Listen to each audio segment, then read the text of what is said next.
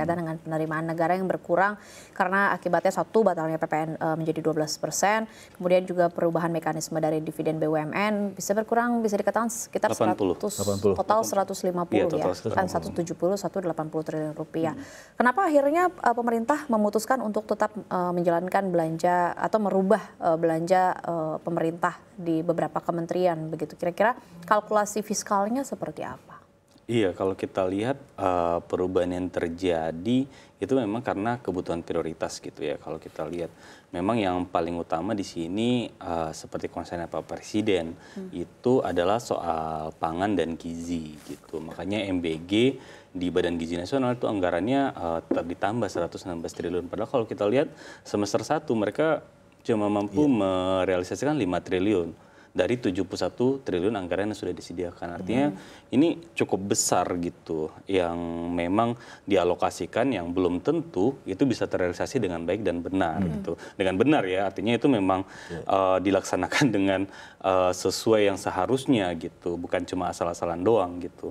Nah, ini yang menjadi sorotan kami juga gitu. Gimana caranya ini MBG kalaupun itu berjalan itu pun harus tereksekusi dengan tepat gitu. Jangan cuma sekedar disediakan anggaran gitu. Karena anggaran dimasukkan ke sana ini kan memotong beberapa anggaran lainnya. Karena kalau dilihat belanja pemerintah kan yang mengalami kenaikan signifikan itu ada Badan Gizi Nasional sama Kemenhan gitu. Kemenhan itu ada rencana pembelian alutsista dan maintenance ya. Itu cukup besar anggarannya gitu. Nah, mungkin itu yang dianggap prioritas oleh Pak Presiden gitu. Makanya dua instansi itu pun mendapat kenaikan yang lebih tinggi. Selain itu ada kepolisian juga yang mendapatkan anggaran terbesar gitu. Kalau kita lihat kalkulasinya itu memang sesuai prioritas. Intinya kan kalau dari APBN kita lihat selama tidak mencapai 3% dari PDB itu masih aman gitu. Nah, ini kemarin kan dijaga di sekitar 2,78% outlook-nya gitu. Nah, mungkin yang harus diperhatikan juga di sisi lain memang rencana untuk penerbitan surat utangnya gitu. Kalau tadi dilihat sebenarnya ada sekitar 500 triliun ya untuk pembayaran bunga cicilan, kan ada juga utang yang diterbitkan untuk bayar utang juga gitu. Itu kan bisa dilihat di defisit keseimbangan primer gitu. Kita memang dalam proses sedang melakukan itu gitu. Nah, untuk 500 triliun itu sebenarnya sudah lebih sedikit dari yang diperkirakan gitu. Tadinya itu bisa nyampe 1.000 triliun gitu.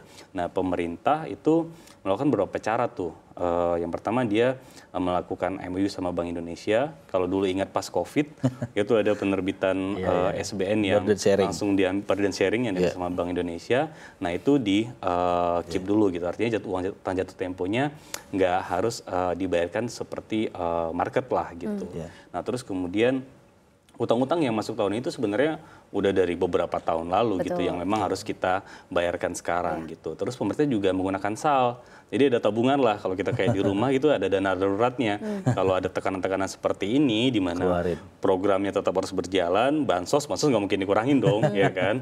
Terus subsidi-subsidi nggak mungkin dikurangin. Nah, dipakailah tabungan itu sedikit untuk mengurangi penerbitan surat utang dan menutup penerimaan negara.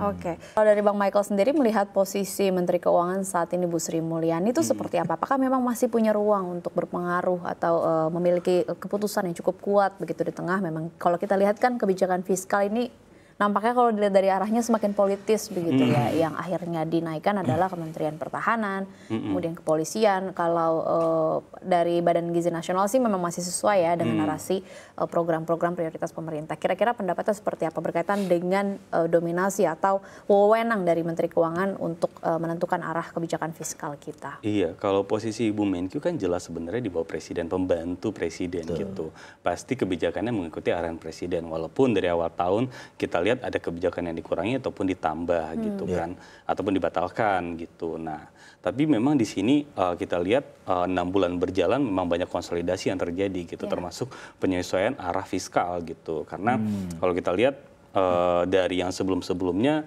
ini memang agak berbeda nih tahun ini gitu. Moderat yang diharapkan ternyata cukup ekspansif, tapi ketahan. Jadi kayak 6 bulan itu kita lihat banyak perubahan, penyesuaian ataupun upaya mencari bentuk yang pas gitu untuk ekonomi segini, APBN yang diperlukan seberapa besar gitu. Terus mana-mana yang sebenarnya kalau kita lihat itu harus dibantu gitu.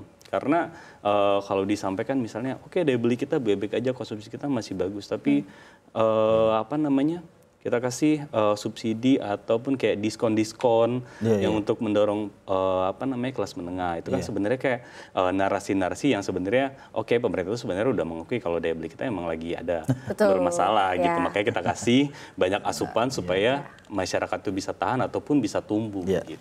Oke, ini jadi pertanyaan terakhir tapi mungkin boleh dijawab oleh Bang Michael dan juga Bang Iqbal. Mungkin dari Bang Iqbal dulu melihat kondisi semester 1 ini, tadi juga Bang Iqbal menyebutkan bahwa sebenarnya agak susah begitu ya menemukan formulasi supaya kondisi APBN ini benar-benar sehat. Karena memang tantangannya cukup banyak, tapi di sisi lain juga program strategis harus tetap berjalan.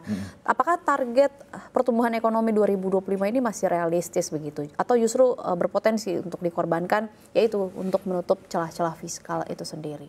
Ya kalau kemarin kan Ibu Menkyu juga udah bilang ya, kalau nggak salah di 4,7 ya Pak ya, kalau tidak salah untuk 4,75%. 4,75% ya. Bahkan saya sempat bicara dengan salah satu pengusaha juga, dia bilang di bawah 4,5 lah. Kalau memang situasinya masih seperti sekarang, dalam arti banyak dinamika global, kemudian juga anggaran dari untuk dalam negeri ya, terutama untuk kegiatan, ya nggak tahu ya, mungkin semester 2 ini udah lebih longgar ya Pak untuk kegiatan rapat-rapat di hotel, kemudian juga agenda-agenda kunker gitu ya. Harapannya demikian ya? Iya, itu sekarang sebenarnya yang diharapkan dari daerah itu biasanya itu, karena kalau itu sudah bergerak, nanti efeknya juga ke setoran pajak juga, setoran ke PNBP juga. Jadi sebenarnya multiplier effect ini yang sebenarnya juga ditunggu sebenarnya dari teman-teman pengusaha gitu. Kan kita juga berapa kali kan membicarakan pengusaha hotel PHK, terus juga tekstil segala macam. Itu semua ada multiplier effect lah dari budget pemerintah.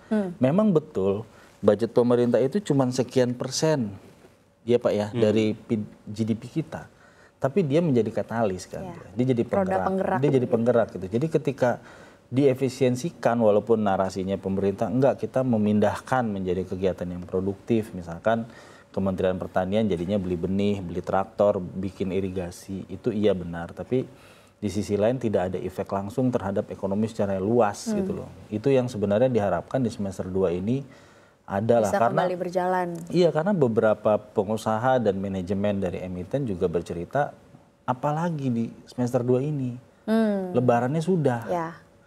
Puasanya sudah, Idul Adhanya udah, Natal tahun baru kan nggak terlalu masih jauh dan tidak signifikan juga untuk mendongkrak konsumsi masyarakat gitu loh. Itu yang mungkin di September mungkin perlu ada diskon lagi Pak, misalkan tarif listrik atau seperti apa gitu loh, tarif jalan tol atau seperti apa, itu ya harus dipikirkan ya, karena mayoritas Indonesia ini kan kelas menengah gitu dan mereka sangat mendukung konsumsi rumah tangga ya. Poin terbesar di GDP kita. Oke, kalau Bang Michael gimana? Apakah memang cukup optimis berkaitan dengan pertumbuhan ekonomi kita, terutama di tengah perubahan kebijakan berkaitan dengan fiskal ini? Iya, kalau untuk 5% mungkin sulit ya gitu. Ya. Tapi kalaupun saya lihat tumbuh 4,6% itu sebenarnya memang di bawah tahun lalu. Tapi kalau kita lihat dalam kondisi sekarang nih, itu masih cukup baik lah gitu. Dibandingkan dengan banyak negara, tumbuh 4% itu udah masih cukup bagus gitu. Cuman yang perlu ditekankan itu gimana caranya, karena 4,6% kan itu menyangkut banyak umat gitu ya.